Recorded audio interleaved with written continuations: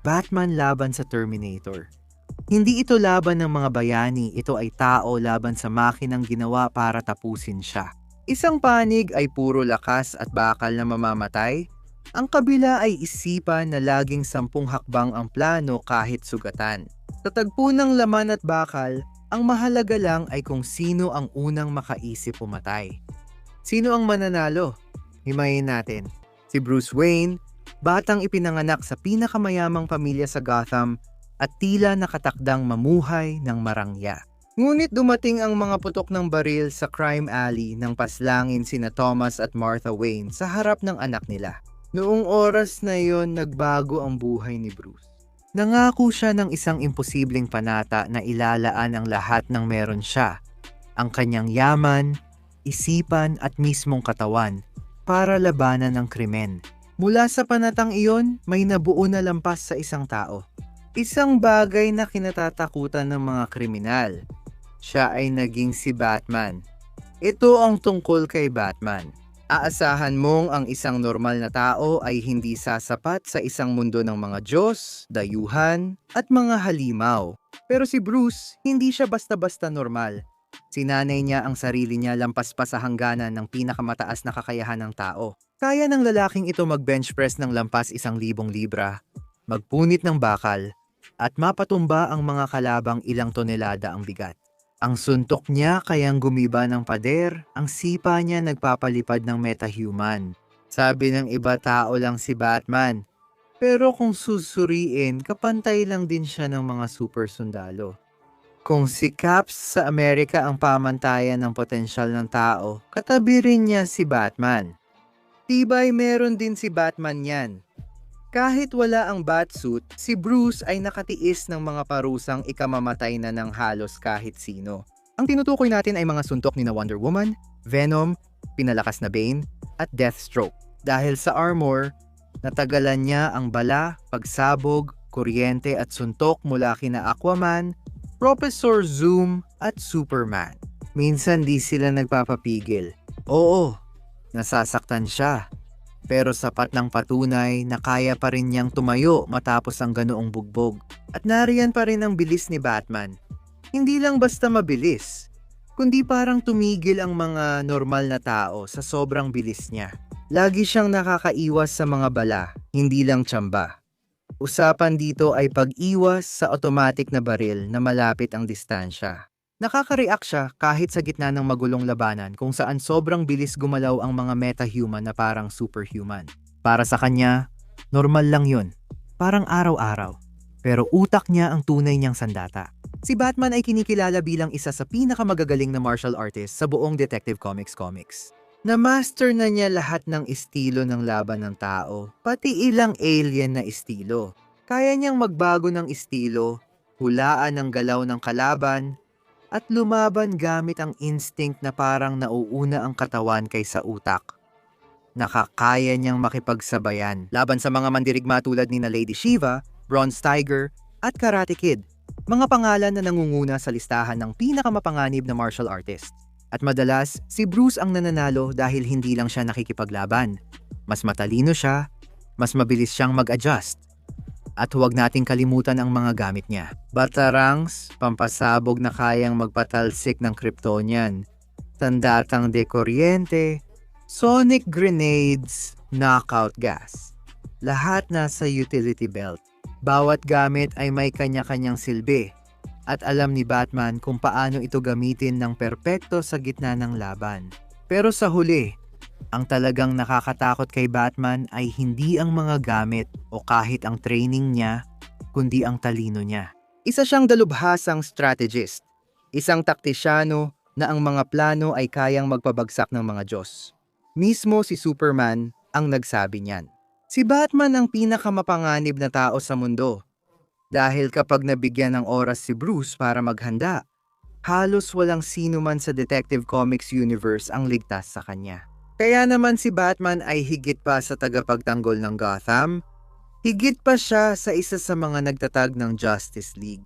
Patunay siya na kahit sa universo ng mga nilalang na kayang baluktutin ang realidad at durugin ang planeta, Ang isang pursigidong tao ay kayang makipagsabayan sa kanila. Hindi siya Diyos, alien, o pinalakas ng eksperimento. Mas nakakatakot pa siya. Siya si Batman sa hinaharap kung saan nasusunog ang sangkatauhan at may mas malamig pa sa kamatayan na gumagapang sa abo. Hindi ito dumudugo, hindi nakakaramdam, hindi tumitigil. Ito ang Terminator, ang perpektong sagot ng Skynet sa sangkatauhan. Ang T-800 at mas advanced na T-800 at 50 ay hindi lang robot, kundi mga makinang panlilin lang na ginawa mula sa labi ng katapusan ng mundo.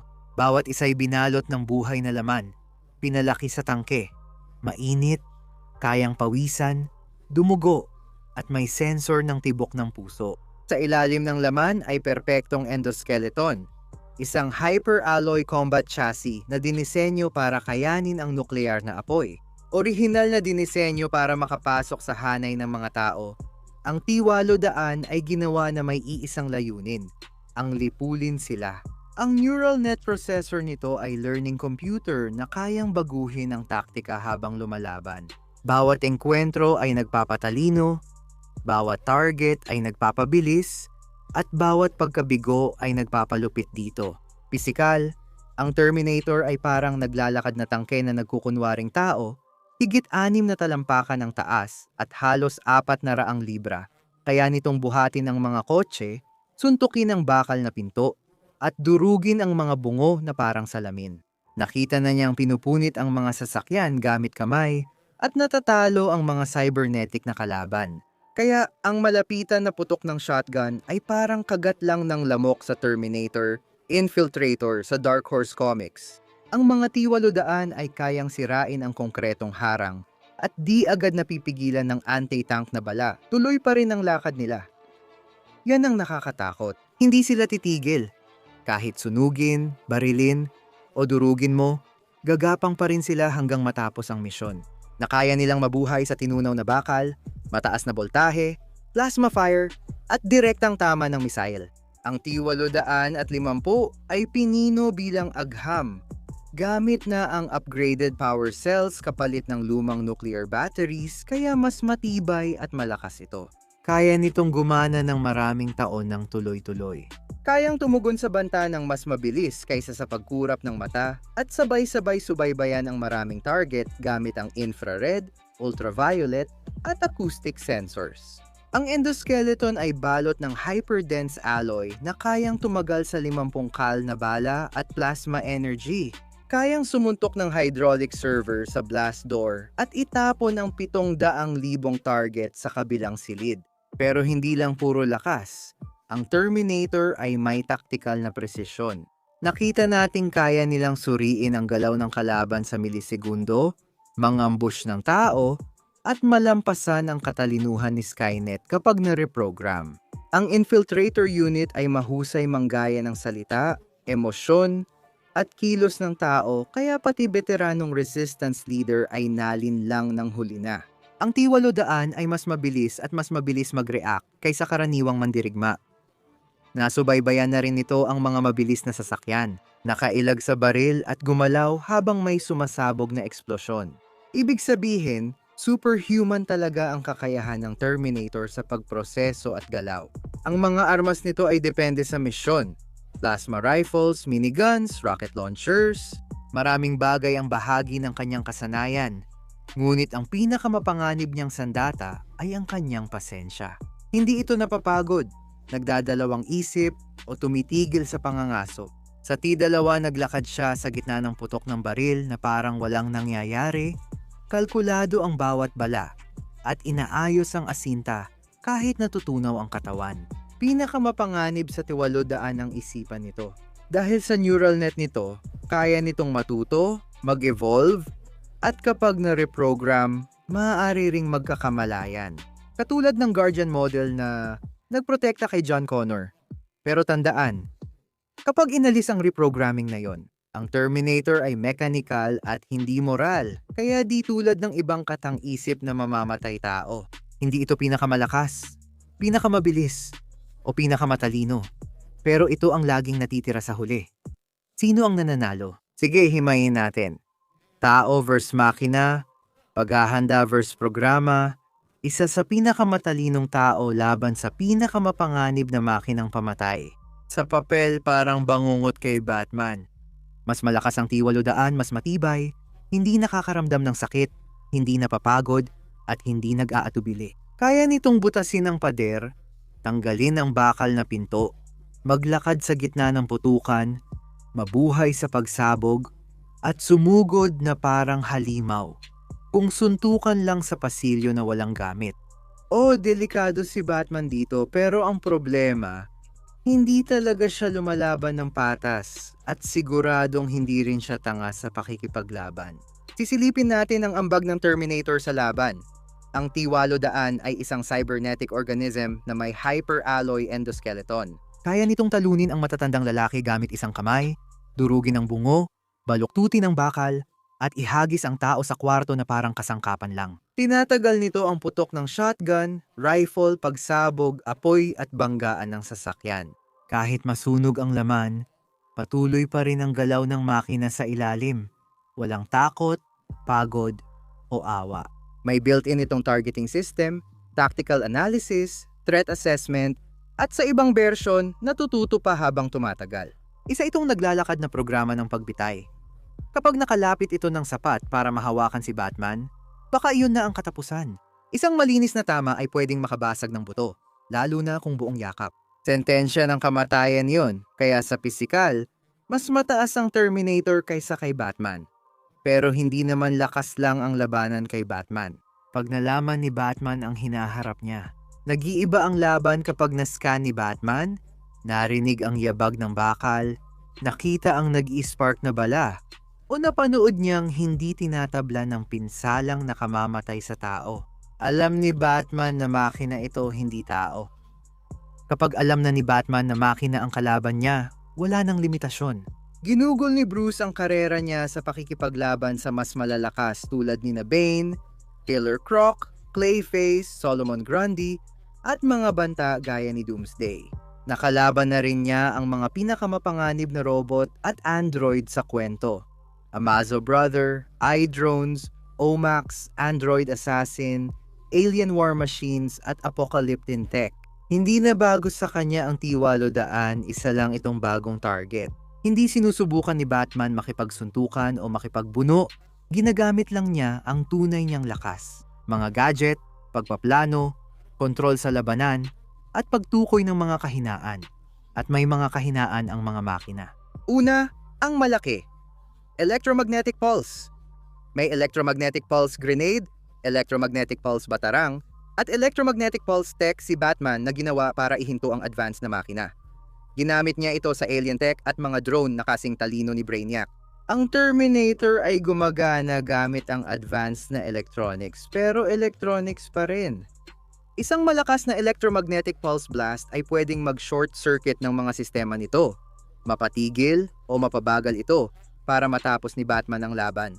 Pangalawa, may dalang pampasabog si Batman na kayang magbasag ng konkreto, magwasak ng armored na sasakyan, at tumagos sa matitibay na istruktura. Makaliligtas ang T-800 sa ilang pagsabog, pero hindi sa sunod-sunod. Hindi lang basta naghahagis ng granada si Batman at umaasa. Nagtatrap siya gamit ang mga pampasabog, gumuguho ng mga gusali, inilibing ang kalaban sa guho, at gumagamit ng proximity charges at sticky bomb. Maaaring hindi matapos agad, pero siguradong mapipinsala ng tuloy-tuloy na pambobomba. Pangatlo, pagyeyelo at pagkukulong. May cryogenic tech si Batman, freeze grenades, malamig na sandata at liquid nitrogen system. Mahina ang T-1000 sa yelo, pero pati T-800 ay bumabagal. Nai-stock ang kasukasuan, naiipit ang server, at nahihirapan ang galaw sa lamig. I-freeze ito, itali ito, tapos kalasin ito. Kung sa pinakamalala, ibangga mo na lang ang Batmobile dito. May mga misil, kanyon, armor, piercing rounds, electromagnetic pulse, at sapat na lakas ito. Matibay laban sa tangke ang T-800, pero hindi ito protektado kontra sa mga tangke. Kapag bumangga ang Batmobile sa pinakamabilis na takbo, pwede itong tumilapon sa gusali at sundan pa ng misil at electromagnetic pulse. Tapos na ang laban. Ang tunay na superpower ni Batman ay ang pag-aangkop. Ang Terminator naman ay sumusunod lang sa programa, naghahanap, sumusugod, at pumapatay gamit ang mga taktikang itinakda. Inoobserbahan ni Batman ang kalaban habang lumalaban. Bawat suntok na tumatama ay may natuturo sa kanya, bawat sablay na atake ay nagiging impormasyon. Sa ilang minuto, malalaman ni Batman kung gaano ito kalakas, kabilis, ano ang nagpapabagal, at paano ito tumutugon sa sandata. Samantala, hindi kayang mag-adapt o mag-improvise ng Terminator sa antas ni Batman.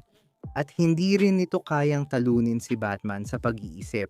Hindi ito marunong mang-akit, mag-bluff, o gumamit ng kapaligiran sa malikhaing paraan. Sumusugod lang ito. Yan din ang gusto ni Batman dahil siya ay tagapaglatag ng bitag. Ginagawa niyang sandatang sistema ang lungsod, inaakit ang kalaban sa masisikip na daanan, gamit ang mga anino, tagong lugar, bumabagsak na sahig, magnetic fields, kuryente, ulap ng gas, at sandatang soniko. Kahit anong magbigay sa kanya ng kontrol, kung magsisimula ang laban na walang armas si Batman sa pasilyo at 10 talampakan lang ang Terminator, oo, nakakatakot yun. Yun na siguro ang best chance ng Terminator. Pero kung may gamit, paboritong lugar, at oras si Batman para suriin ang kalaban, may laban siya. Ang Terminator ay hindi na mangangaso kundi siya na ang hahabulin. Titirahin ka ni Batman ng electromagnetic pulse, pababagalin ng freeze grenades, bubulagin ng usok at ilaw, at babanggain ng Batmobile. Pinupunit ng mga pampasabog ang bawat bahagi nito hanggang sa maging gumagapang na metal na kalansay. Hindi na nagmomonologo si Batman, tinatapos na lang niya agad. Ito rin ang taong may contingency plan laban sa Diyos, alien, mabilis tumakbo, at nagbabago ng realidad. Delikado ang isang cybernetic na mamamaslang mula sa hinaharap. Pero hindi ito lagpas sa kakayahan ni Batman. Kaya ito ang hatol. Kung suntukan lang, walang gamit, paghahanda, o takas. Pwedeng manalo ang Terminator. Pero sa totoong laban ni Batman na may gamit, talino, at kontrol sa labanan, si Batman ang nangingibabaw. Mas malakas ang Terminator. Mas matalino si Batman. Sa digmaan ng lakas at talino, talino ang panalo. Si Batman ang mananalo sa laban na to sa karamihan ng pagkakataon.